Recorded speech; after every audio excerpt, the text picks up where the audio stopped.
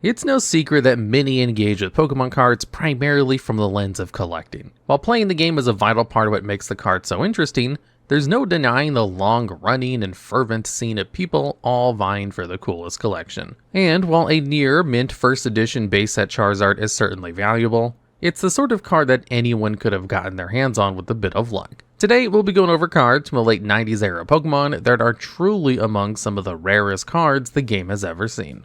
And starting off at number 10, we have Tropical Wind from Challenge Road 1999. This trainer card makes you flip a coin. If you get heads, you remove 2 damage counters from each active Pokemon, and if tails, both of them are put to sleep. This card has been used several times over the years as a promo, usually from participation in the World Championship and with new art every few years. This is part of why this card is only 10th on this list. Over the years, the card has gotten less exclusive, although it has never been outright easy to get one. The original printing from 1999 is by far the most rare. This one was handed out as one of the many promos in the Challenge Road event series. This was the first major tournament circuit for Pokemon, with events in all of the regions of Japan leading up to the eventual international final event in Hawaii. Every player who qualified in their regional event got to compete in the final tournament to earn their invite to Hawaii. Every player who participated in this final Japanese tournament received a copy of Tropical Wind. At the time, this was the only way to get the card,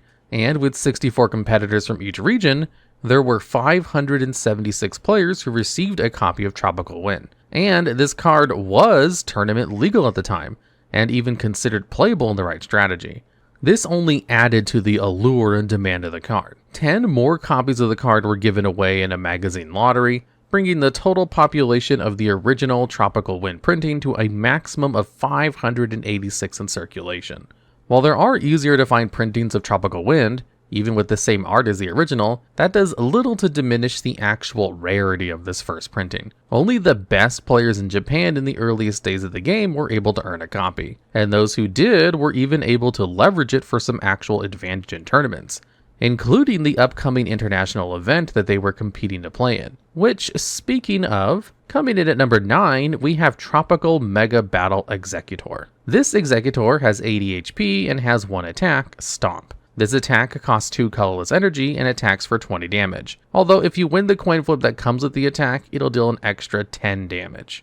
This card was far from impressive, especially given it was a stage 1 Pokemon that was generally outclassed by base set Hitmonchan. Of course, none of the cards in this list are here for their playability, so the actual quality of card matters less than the means of obtaining it. This promo was given away in 1999's Tropical Mega Battle, an international tournament riding out Pokemon's global success, and technically its first world championship. Players in this 6 to 12 age range competed in qualifiers in Japan and America to earn their trip to compete in the Mega Battle in Hawaii. This event was mostly held as a promotional campaign more than a proper competitive tournament, with celebrities and guests such as the infamous musician Imakuni in attendance.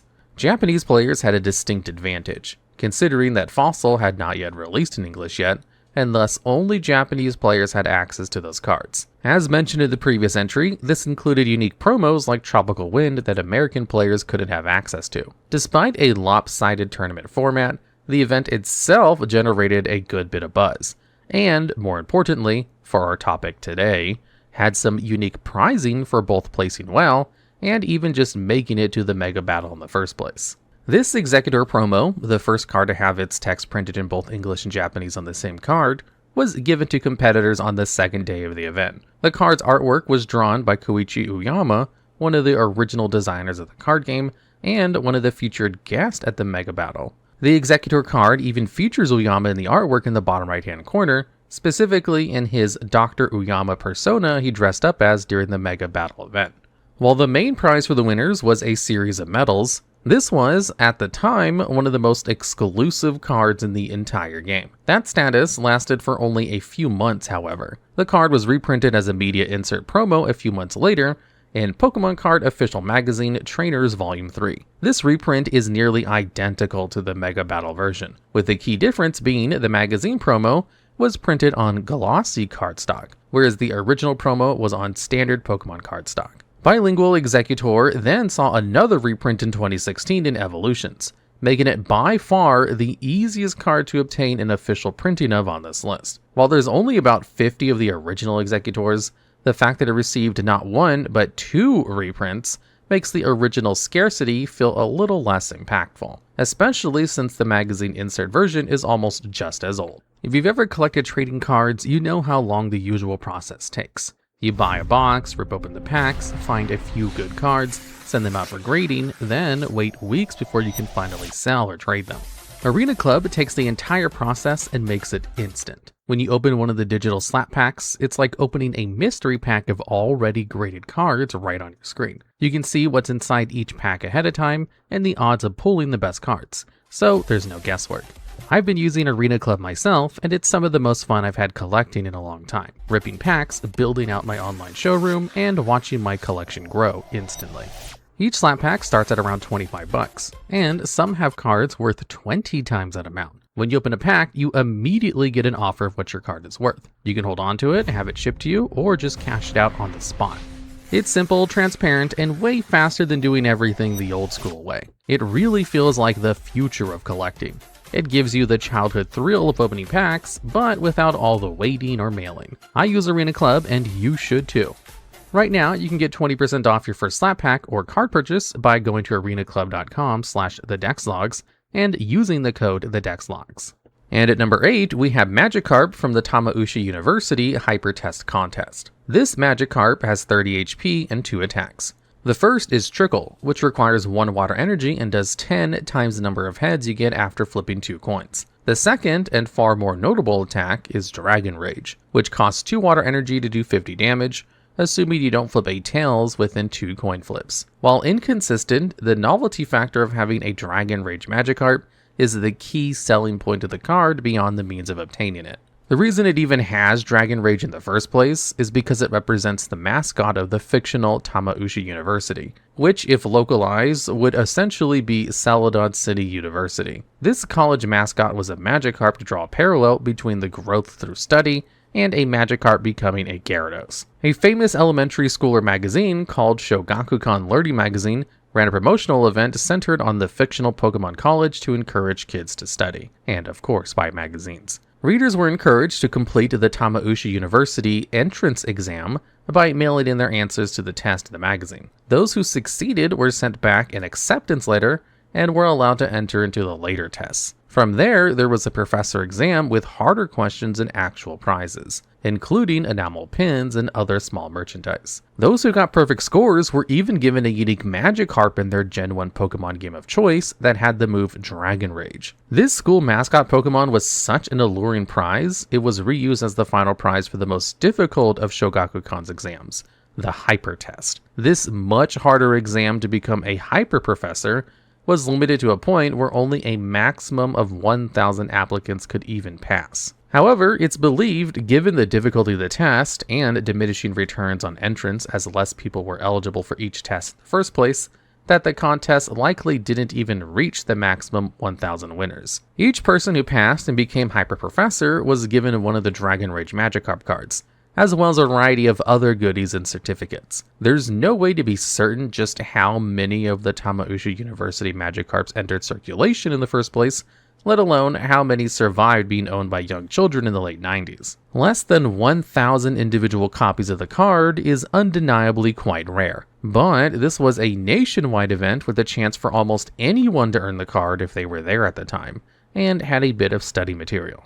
The truly rarest cards of this era were even more exclusive and much harder to potentially get your hands on. And at number 7, we have Garura Parent/Child Tournament Kangaskhan. This basic Pokemon has 80 HP and 2 attacks, neither of which are all too relevant to the card's value. Dizzy Punch does anywhere between 0 to 20 damage based on how many heads you flip, and Mega Punch is 30 damage for 3 energy. Unsurprisingly, what makes this card notable is the means by which you were able to obtain it. If Challenge Road in 1999 was the first major tournament circuit, the Lizardon and Comics Mega Battles in 1998 were the first major open entry tournaments the game has seen. These events, hosted around Japan and named after Charizard and Blastoise respectively, served as conventions for Pokemon fanatics and a place for aspiring competitive players to test their skills. While the main event was the true draw for most people, there were several notable side events that had unique prizing. Perhaps the most notable of these was the Garura parent/child tournament hosted at the Comics Mega Battles. As the name implies, this was a team tournament where each team was comprised of a child and a parent. This didn't require an actual parent,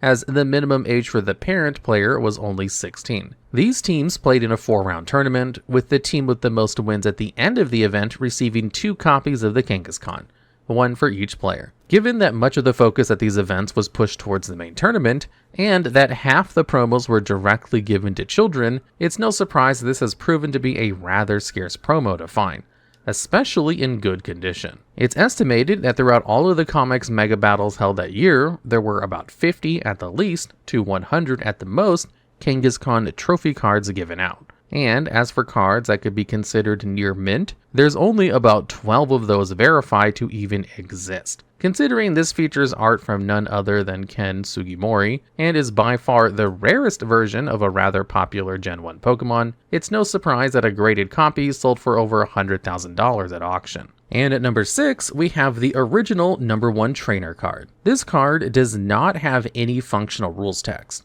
and instead has a message congratulating the winner of the card. The artwork itself is notable, featuring the much more round original design for Pikachu, illustrated by Mitsuhiro Arita, best known for his illustration on the beloved base set Charizard. This alone would make the card a popular collector piece. But being the first iteration of number 1 trainer puts it into a whole new world of rarity. Every year, the winner of the World Championship earns a version of number 1 trainer, making each version incredibly rare by design. Ironically, this means the original version of this card is the most easy to find, since it was not a promo exclusive for the World Championship of the game. Instead, the first iteration number 1 trainer was given out at the first official Pokemon TCG event ever.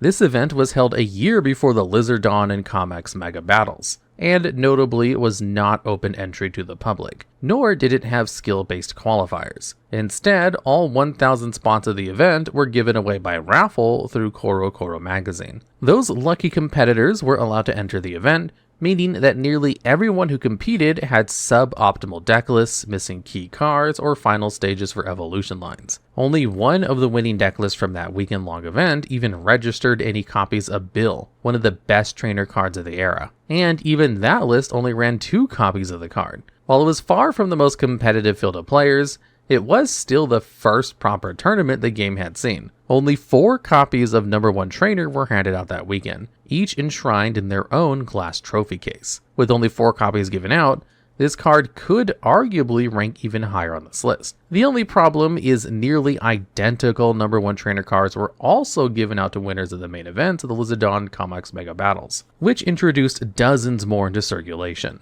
This newer version of number 1 trainer had slightly updated text, which was the only way to properly distinguish between the 2 prize cards. The new version's text claimed that it was given away at the first Pokemon tournament, which only added to confusion since it was the version given away at the second tournament a year after the 1997 event. Given their similarities and the continued confusion between the 2 cards, we've chosen to include them together as one item on this list, and still one of the rarest cards ever.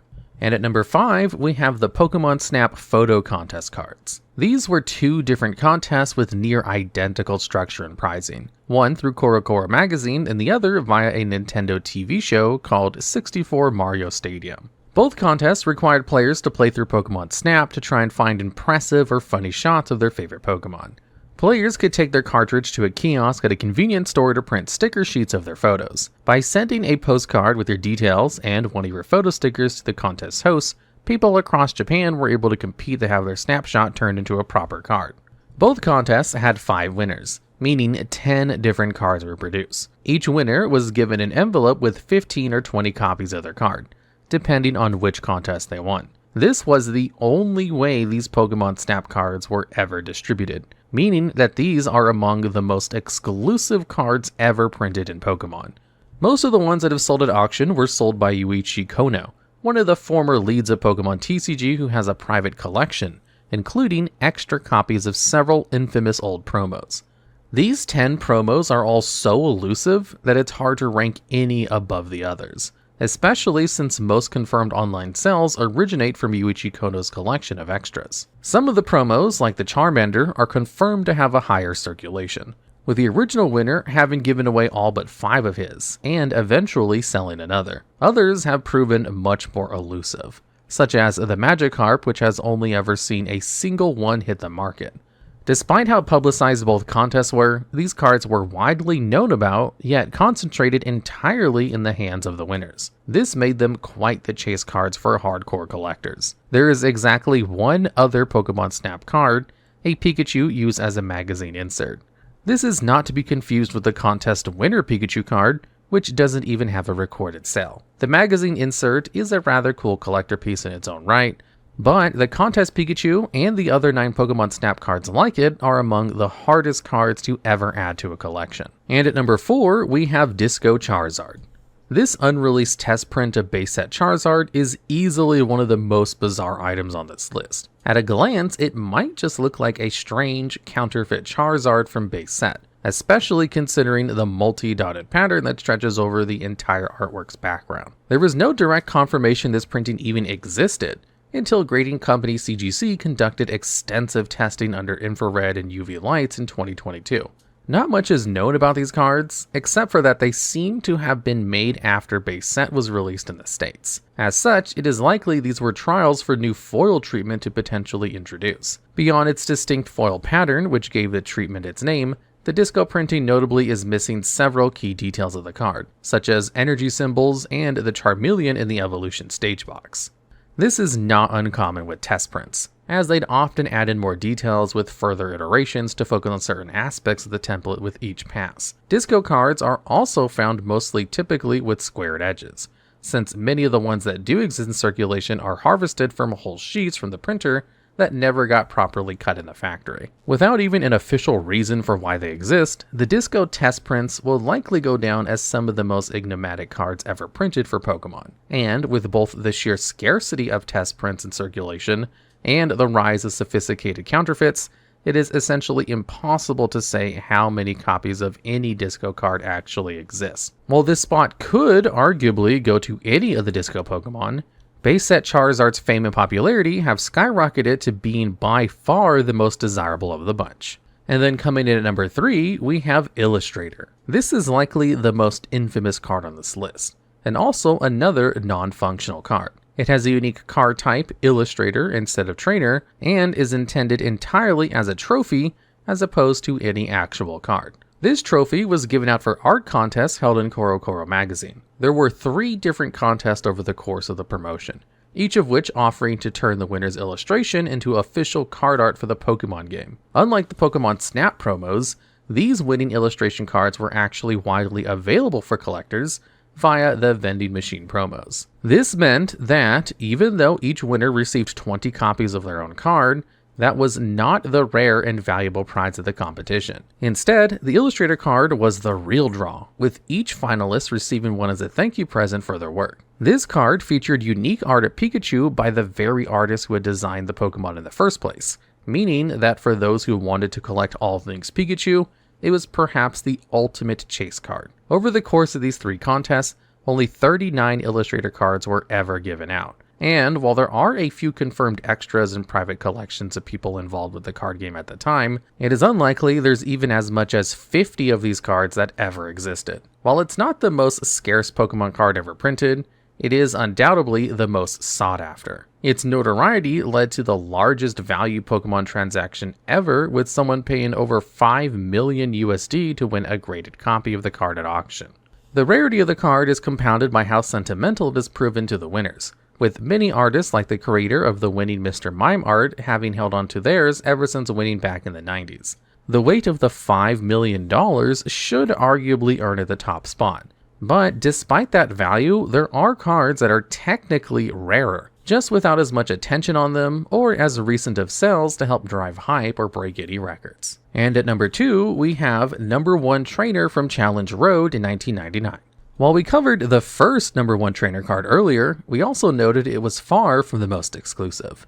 And while there's only one world champion every year, Technically, anyone has a chance to enter and qualify for that event to potentially win. The most unique is undoubtedly the one handed out at the culmination of Challenge Road 1999. As previously mentioned in the Tropical Wind entry, Challenge Road was the first major tournament series that spanned the entirety of Japan and culminated in a final major event. This was the highest competitive rigor the Pokemon card game had seen up to this point, with multiple stages to narrow down to the absolute best players the game had to offer. While everyone who competed in one of the major tournaments received a copy of Tropical Wind, only the top players earned the number 1, number 2, or number 3 trainer cards. Juniors received one with Exeggutor, which served as their invite to the Tropical Mega Battle, whereas the senior division received a copy of number 1 trainer that had a holofoil silhouette of Mewtwo. This card provided an invite to the Secret Super Battle, the first Senior Division National Finals for the Pokemon card game. The name Secret Super Battle wasn't just for show either. To this day, the exact venue the tournament was held in is still unknown. The first proper Best in Japan match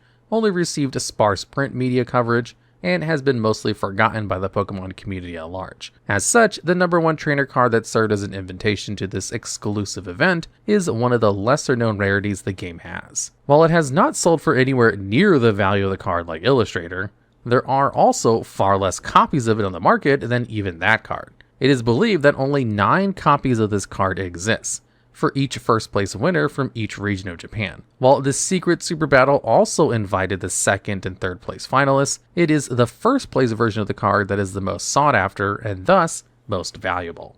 This relic from the earliest days of competitive Pokemon play is hard to match. Yet, there's one card that stands above just about everything else in terms of rare Pokemon oddities. And finally, the number 1 rarest Gen 1 Pokemon card is WotC Presentation Test Blastoise. Much like the aforementioned Disco Charizard, this is a test print from Wizards of the Coast that never saw proper print. Unlike Disco Charizard, this predates the original print run of base set in America. This Blastoise has all of the essential card details, although features a different font among other changes, and art from the cover of the video game Pokemon Blue instead of Blastoise's proper base set art. The most jarring change, though, is undoubtedly the card back, which is a Magic the Gathering card back. When this test print first surfaced, many doubted its legitimacy, assuming it was a fan-made custom that was rebacked with a Magic cardstock. But professionals not only authenticated the card on its own, but a former member of Wizards of the Coast staff has revealed an uncut test treat from their personal collection that includes one of these exact test Blastoise. This all but confirms that as Wizards was experimenting with adding foils to Magic, they were also looking into how to print Pokemon cards in English as they worked towards finalizing their deal with Pokemon. There's another, even rarer variant of Blastoise test print from this era that has a galaxy foil pattern and a completely blank card back. Former Wizards of the Coast staff have confirmed this was made as a mock-up to show in meetings for what an English Pokemon card could and would look like. The number of confirmed Blastoise test prints are within the single digits, with unique variants having as little as 1 or 2 copies each known to exist at all. The last time one of these sold, it went for over $200,000. And who knows where prices would be if one went up for auction now, with how much the Pokemon card game sphere has grown since 2020. Although it'd be hard to top the $5 million price tag as Illustrator, it's safe to say that these test print Blastoise are the rarest English language cards we've ever seen.